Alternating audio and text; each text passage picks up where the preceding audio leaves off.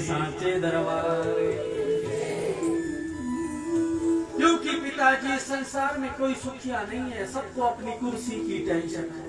चाहे वो मुख्यमंत्री हो, विधायक हो, प्रधानमंत्री हो, 5 साल बदले नहीं फिर से महाराज वही स्थिति। बड़े से बड़े राजा हो, महाराजा हो, सब दुखी हैं। इसीलिए पिताजी अगर सुख है तो मुनेरे एकांत जीविना, एकांत में रहकर मुनियों की तरह जीवन जियो, वैराग्यों की तरह, ज्ञानियों की तरह, तप त्यागी की तरह, महात्मा की तरह जीवन जियो, वहीं पर सुख प्राप्त हो सकता है। यहाँ पर गोकर्ण गीता के 2 श्लोक है हमारे, जो भागवत के 2 श्लोक है उसको गोकर्ण गीता कही है। अब इसका अर्थ तो बहुत लंबा चौड़ा है, पर आप श्लोक को सुन ले तो ये श्लोक भी दवाई की तरह, गोली की तरह आपके कानों से अंदर जाएंगे और मन में उस दिव्य जागृति को, चिंगारी को, उस नौ को, उस ज्योति को जलाएंगे। मन में जो दीपक तैयार है भक्ति का, बस उसमें केवल लो दीप से दीप जलाते चले, प्रेम के गीत गाते, राम नाम अति मीठा है, कोई गा के देख ले, आ जाते हैं राम बुला के दे, राम नाम की ज्योति कोई जला के देख ले। इस भाव से सत्संग में आओ कि हमारे मन का जो दीपक बाती उस भक्ति की तरह बिल्कुल तैयार है, बस उसमें थोड़ी सी ज्योत से ज्योत मिला दो तो प्रकाश ही प्रकाश हो जाएगा। पिताजी केवल ये प्रकाश कहाँ से प्राप्त हो सकता है, तो इसीलिए ये 2 श्लोक बता दिए। देहे अस्ति मास रुधिरे अभिमतिं त्यजत्वम्, जाया सुतादिषु सदा ममतां विमुञ्च, पश्यानिशं जगदिदं क्षणभङ्गुनिष्ठा, वैराग्य राग रसिको भक्ति निष्ठा।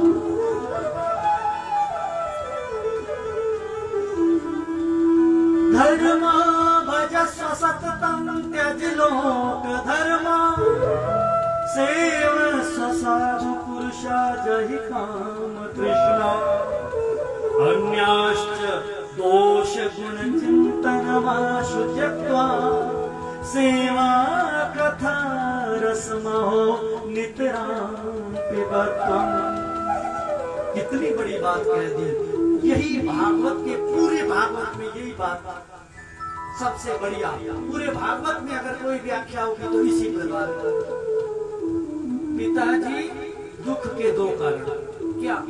इस देह में अहमता, अहंकार होता है हमारे को, कोई किसी को पद का, किसी को मद का, किसी को धन का, किसी को नाम का, कीर्ति का, यश। और इस देह के नातों में ममता, जितने भी शरीर के साथ संबंध है उनमें हमारी जो आसक्ति है वो कभी भी आ सकती है। हम जितना मर्जी नातों रिश्तों से दूर हो रहे हैं, पर इसकी आसक्ति ऐसी है, ये कभी भी आ सकती है और आपको फंसा सकती है, और इसी में हम फंसे हुए हैं। जिसका नाम आसक्ति है वो कभी भी आ सकती है। ध्यान देना। तो इससे बचने का कारण क्या है? सेवस्व साधु पुरुषा जहि काम कृष्णा, साधु पुरुषों की, ब्राह्मणों की, गुरुजनों की, संतों की सेवा कीजिए। इतना ही नहीं, महाराज सेवा बहुत बड़ा धर्म है, अब सेवा पे बहुत लंबी कथा है। कई बार तो मुझे ऐसा लगता है महाराज अगर ये कथा सच में ऐसे कई महीनों तक चलती तो बड़ी मौज होती, आराम भी करते। बोली निंद्रा मैया की, बड़ी है भी बढ़िया टाइम, 1 बजे से 4 बजे का टाइम आराम का टाइम हमारा। तो आराम यहाँ तो होगा ही, क्योंकि जहाँ पर राम का नाम है वहाँ आराम तो होगा ही। तो महाराज कोई बात नहीं, अगर आप आराम पड़े आराम से, मैं कुछ जयकारा भी नहीं लगाऊंगा, क्योंकि मैं नींद उड़ाने वालों में नहीं हूँ। मेरे बढ़िया कि जिसको मेरी कथा में नींद आ जाए तो मैं बड़ा प्रसन्न होता हूँ कि बढ़िया हो गया, मेरी कथा से नींद आ गई। और महाराज कथा में नींद नहीं आती, जो कथा में सोता है उसको निद्रा समाधि स्थिति, उसको समाधि कहते हैं। इसीलिए महाराज धन्य है जो सो जाता है, उसको मैं प्रणाम करता हूँ। अभी आप कथा सुनेंगे आगे, परंतु डर यह रहता है कि फिर गर्मी भी है, आज तो बढ़िया पंखे लगे, स्थिति ठीक है और बढ़िया माहौल बना हुआ है, पर फिर भी कई बार अपने को डर रहता है, क्योंकि इतना बढ़िया खाना भी, इतनी आलू टिकिया, इतने व्यंजन, अच्छा फलों का और प्रकृति का, जब हरियाली ज्यादा हो तब भी आलस से आ जाता है। तो मेरा मन करता है 2 घंटे कथा करूं, मैं भी आधे घंटे सो जाऊं, तब तक आप कीर्तन करो, फिर 2 घंटे और कथा करेंगे, फिर और सो जाते हैं। काश ऐसी परंपरा होती, कितनी बढ़िया मौज होती, कथा भी सुनते रहते, आनंद भी मौज से सोते रहते। बोलिए साचे दरबार की। कई बार सोचता हूँ कि जब 4 ऋषियों ने कथा की होगी, सनक सनंदन सनातन सनत कुमार, तो ऐसी कथा चली होगी, 2 घंटे एक बोलता होगा, 3 सुनते होंगे, फिर एक सोता होगा, फिर दूसरा बोलता होगा, फिर सोते होंगे। अब ऐसी परंपरा चलानी पड़ेगी। बोलिए सांचे दरबार की। पिताजी, इन सब से दुख से बचने के लिए हमें सेवस्व साधु पुरुषा जहि काम तृष्णा, उससे क्या होगा? अन्याश्च दोष गुण चिंतन माशु त्यक्त्वा, हम ना दूसरों के गुणों को देखें, हम ना दूसरों के दोषों को देखें। दोष देखेंगे तो नफरत हो जाएगी, तब भी आपके पुण्य क्षय हो जाएंगे, और गुण देखेंगे तो आसक्ति हो जाएगी, वो कभी भी आ सकती है, इसलिए फिर फंस जाएंगे। इन बंधनों से मुक्त होने के लिए सेवा कथा रसमहो नितरां पिबतम्, जितना हो सके इस कथा का सेवन करो और इसको पीते रहो। बोलिए भागवत भगवान की। यही कथा सुनते सुनते आत्मदेव ने अपना कल्याण कर दिया। उधर दूसरी ओर हुआ क्या, जो दुंदुकारी था उसने इतना आतंक फैला दिया कि जो कुछ पिता ने कमाया हुआ था, कितनी सुंदर बात आई थी, क्योंकि खांदा मुख होना पूरा धांधा नहीं होता। वो खांदा जो था महाराज पिताजी का, वो दुंदुकारी ने खत्म कर दिया, और अपना धंधा तो पहले लूटपाट का था, वो तो खत्म होना ही था। अब उसने 5 वेश्याएं अपने घर में बिठा दी, बड़ी मौज करने लगा। ये सब स्थिति हमारी भी है, क्योंकि हम रूप रस गंध स्पर्श इन सब चीजों के अधीन होकर के, उन 5 विषयों के अधीन होकर के अपने जीवन में भी सब कुछ इन्हीं 5 चीजों पर लुटा देते हैं।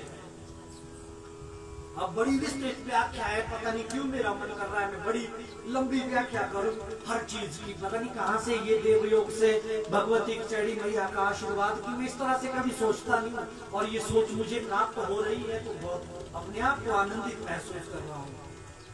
हम रूप पर खर्च कर देते हैं, जो बाह्य चीज है, रस पर। ये जीव जो रसना है ना, इसके टेस्ट बड़े खराब है, खाने पीने के हम बड़े शौकीन हैं। अब व्याख्या है महाराज रोहित जी अलग अलग हो जाते हैं, खाने पीने की शौकीन।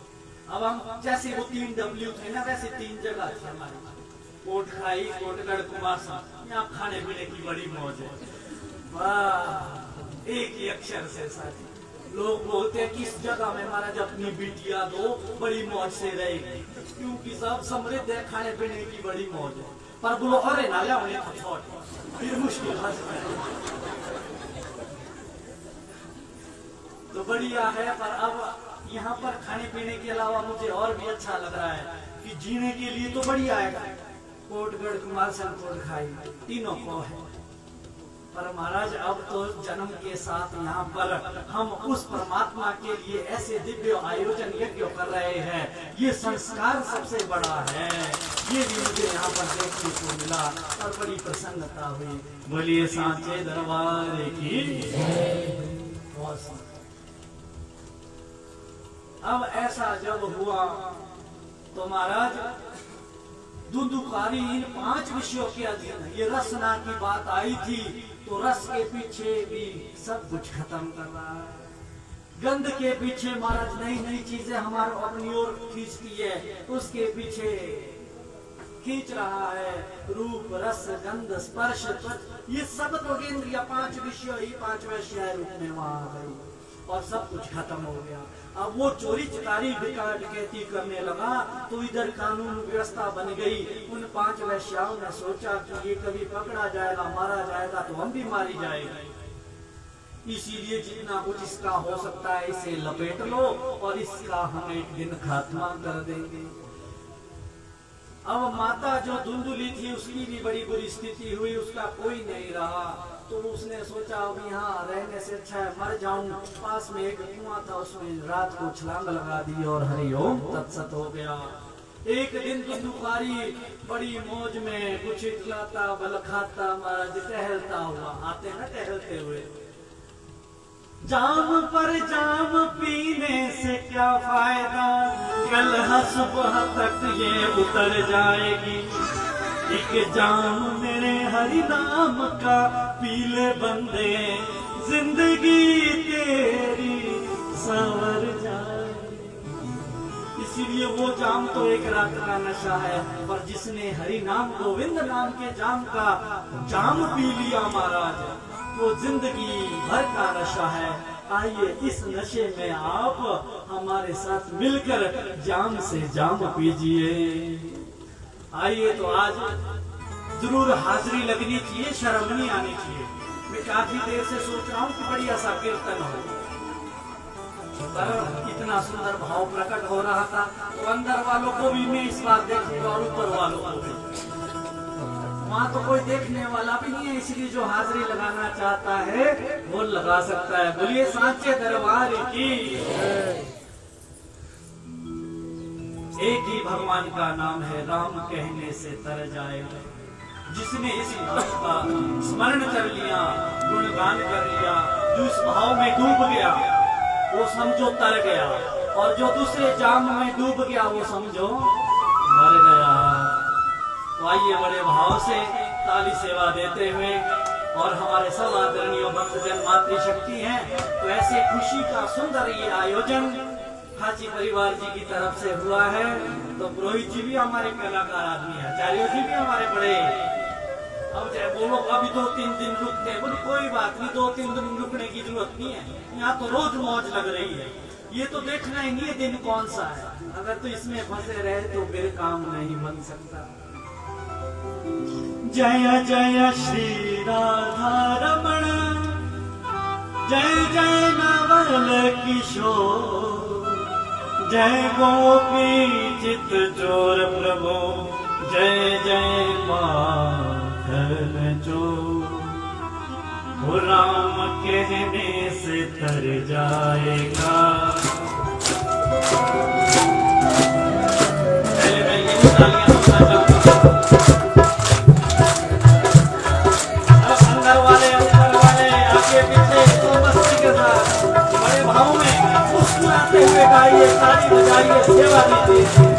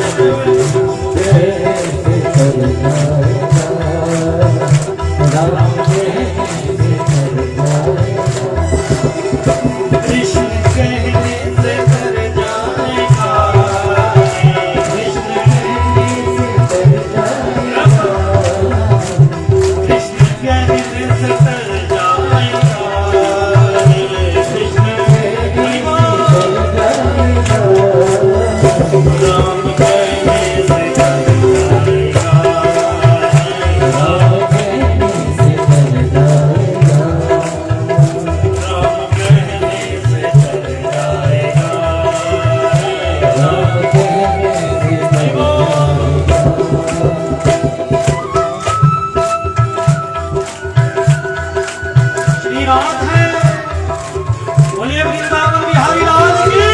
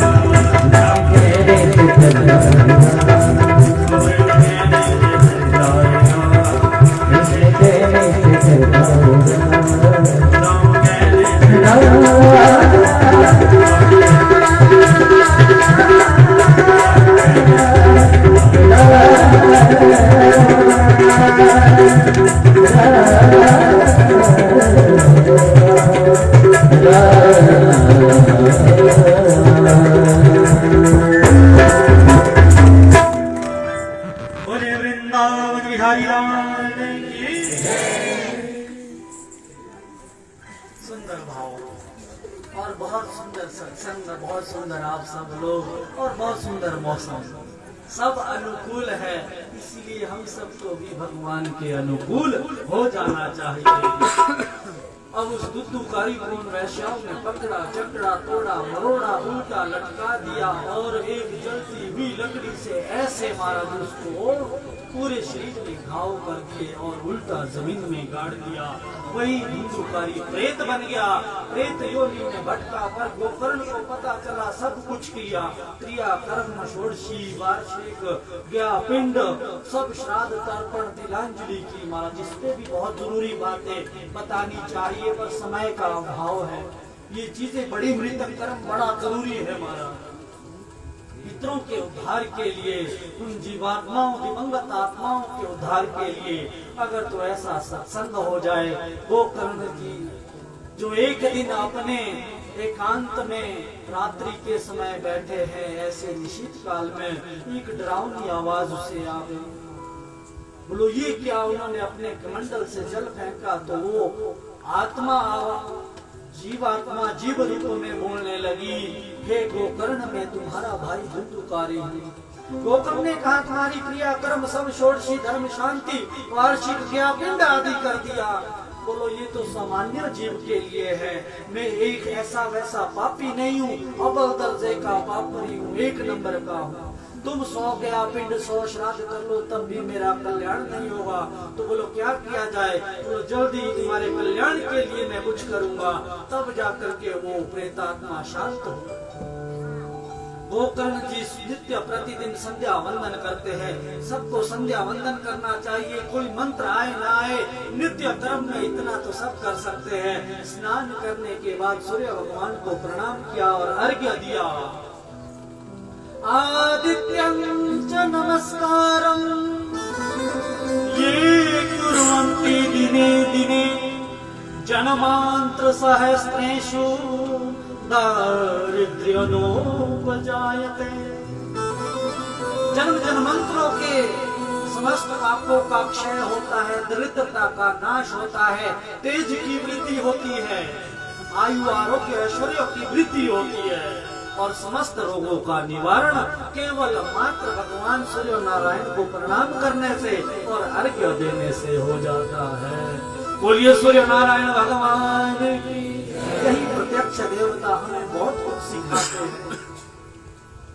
जो कुछ प्रकृति से हमें आसपास से ज्ञान प्राप्त हो सकता है वो कहीं अन्यत्र नहीं है।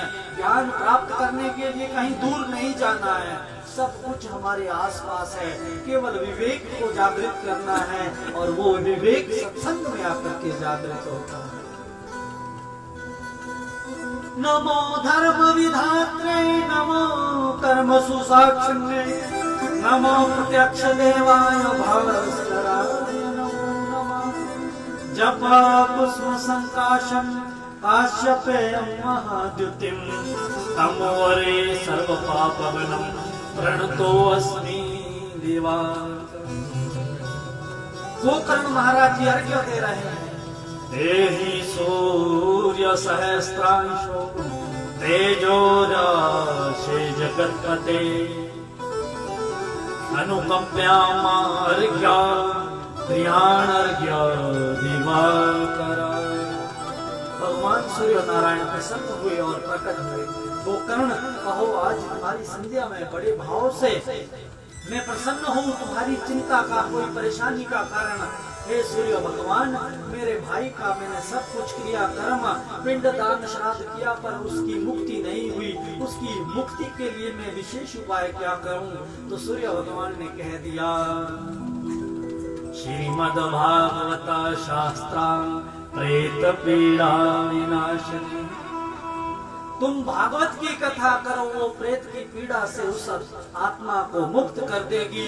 गोकर्ण ने भागवत की कथा दक्षिण दिशा में एक बांस का डंडा लगाया जाता है, उसमें वो धुंधुकारी की आत्मा प्रतिष्ठित हुई। ग्रामवासी भी आए, 7 दिन हुए, पूर्ण होते ही पूर्णाहुति करते ही उस बांस के डंडे से एक दिव्य देह वाला देव तत्व प्रकट हुआ। सबने कहा ये कौन है? तो उसने कहा मैं धुंधुकारी। उसके लिए पुष्पक विमान देवलोक से वैकुंठ लोक से आए। सबने कहा इसके लिए पुष्पक विमान और हमारे लिए कुछ नहीं। गोकर्ण जी ने कहा जिसने ये जैसे इसने कथा सुनी वैसे किसी ने नहीं सुनी, क्योंकि दत्त चित्त होकर के एक ही माध्यम चित्तैकतानता ध्यानम पातंजल योग सूत्र में कहा, एक ध्यान से जो भगवान के चरणों में ध्यान लगा करके बैठेगा उसी के लिए पुष्प विमान आएगा। फिर से कथा हुई, बोलो अगर तुम फिर से अच्छे से कथा सुनोगे तो मैं फिर करूंगा। फिर कथा हुई, फिर सबने ध्यान से सुनी, जितने भी ग्रामवासी थे सबके लिए पुष्प विमान आए। सब बैकुंठ जा रहे हैं तो मेरे भगवान प्रकट हो गए।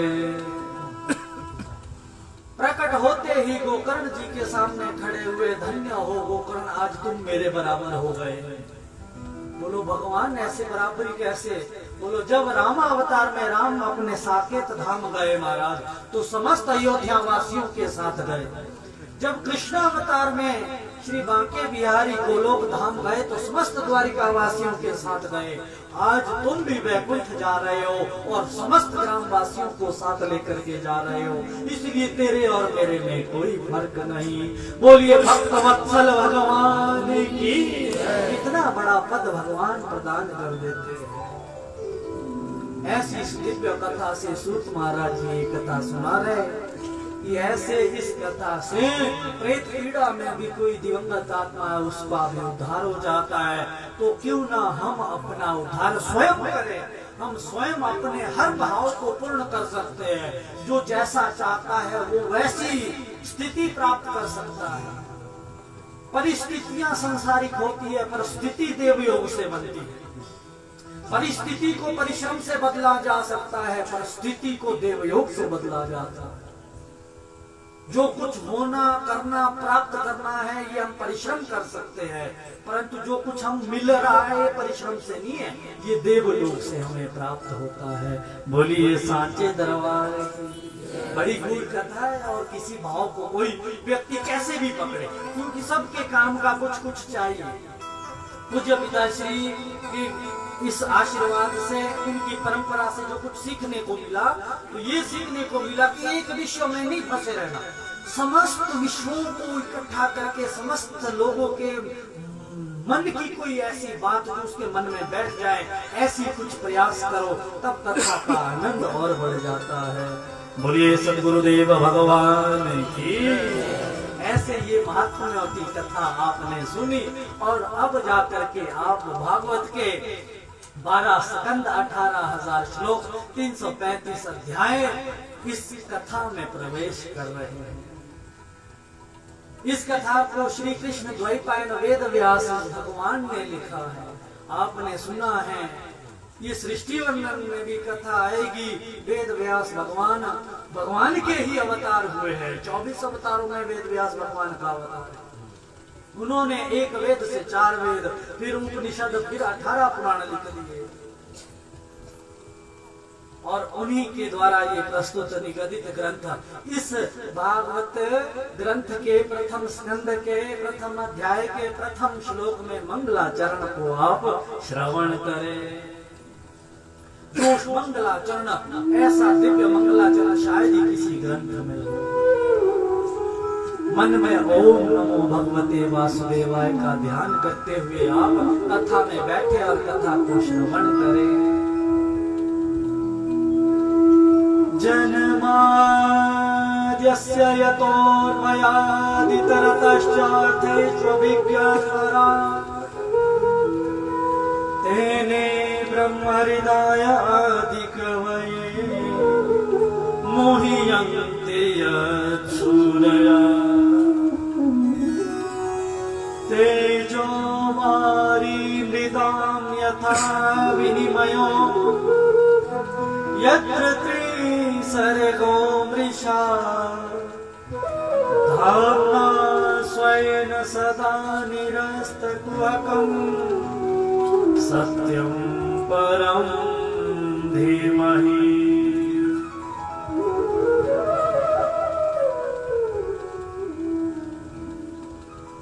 धर्म कौचित कैतवो अत्र परमो निर्मत्सराणां सताम्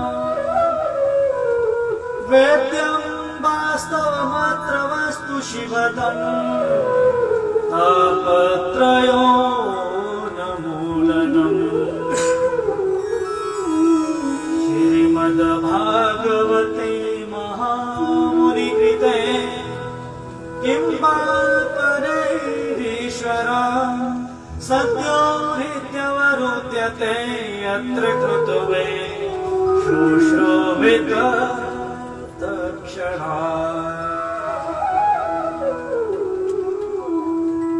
निगमकल्पतरोर्गलितं फलम् शुकमुखाद् मृतद्रवसंयुतं पिबत भागवत रसमालयम् मुहुरहो रसिका भुवि भावुका। बोलिए वृंदावन बिहारी लाल की। ऐसा सुंदर ये मंगलाचरण 3 श्लोकों में, इसकी अनंत व्याख्याएं हैं। अब कौन सी व्याख्या पकड़ो? ये 3 श्लोक मानो त्रिवेणी संगम हो, और वही त्रिवेणी संगम का स्वरूप पूरे भागवत में ही निगदित किया है। इस कथा को लिखा गया गंगा तट पर, सरस्वती तट पर, और इस कथा को बांचा गया गंगा तट पर जहां पर परीक्षित जी ने सुना। और इसमें जो विषय वस्तु लिखी गई वो यमुना तट की भगवान गोविंद की व्याख्या हुई। तीनों तट यहाँ पर मिलकर के आज घाटी परिवार के इस दिव्य घर आंगन में त्रिवेणी संगम में आप आनंद और मौज ले रहे हैं। बोलिए वृंदावन बिहारी लाल। पहले मंगलाचरण के पहले श्लोक में भगवान का ध्यान कहा। कौन से भगवान का ध्यान हम आप करें जब मंगलाचरण करें? जब जब भी कोई हम शुभ दिवस की ही शुरुआत क्यों ना हो, अपने इष्ट अपनी कुलजा का ध्यान नाम जरूर लें। आपका दिन शुभ होगा, कोई यात्रा कोई कार्य कैसा भी हो, अपने इष्ट को जरूर याद करें। बोलिए खिचड़ी मैया की, कोटेश्वर महादेव की। पर यहाँ पर किस भगवान का मंगलाचरण ध्यान करने के लिए कहा? अब हर बात है हमारा ध्यान कैसे करे, ध्यान की विधि क्या है, ध्यान किसको कहते हैं? अब जब हम देवता जी के सामने जाते हैं तो हम ध्यान नहीं करते, हम तो वहां पर मांगना शुरू करते हैं। पर पहले तो ध्यान की स्थिति कही है। भगवान के सामने ध्यान करो तो ध्यान में आप भगवान की सुनो। जब भगवान आप